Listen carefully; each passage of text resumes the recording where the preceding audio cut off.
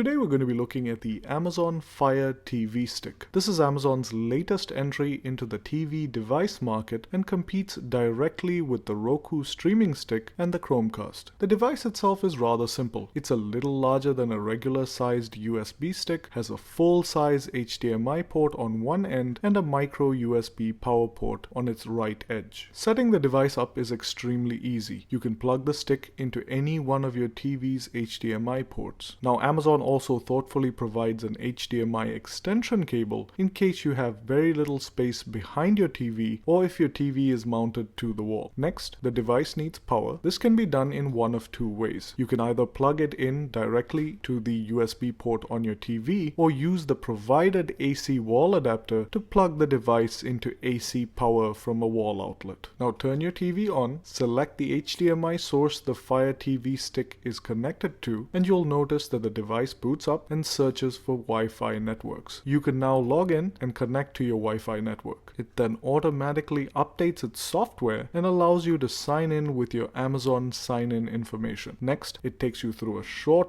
video tour and is then ready to use. It also allows you the option of setting parental controls before beginning to use the device. All the setup for the Fire TV stick is done on the device itself, unlike the Roku streaming stick, which requires some of the initial setup to be done from an internet-connected computer. All the content and options on the device's interface are laid out in the form of large tiles with a main menu running along the left of those tiles. You can scroll vertically down the main menu to select the type of content you want to browse, then scroll horizontally through items in each submenu. The provided remote is how you would usually interact with a Fire TV stick. The remote is minimalistic and its central click wheel bears a striking similarity to the original iPod. The buttons are all well laid out and the remote is very comfortable to use. As with all remotes, the Achilles heel is when it comes to search. Searching content with the remote is pretty annoying and slow. However, the Fire TV stick will work with Amazon's Fire TV app.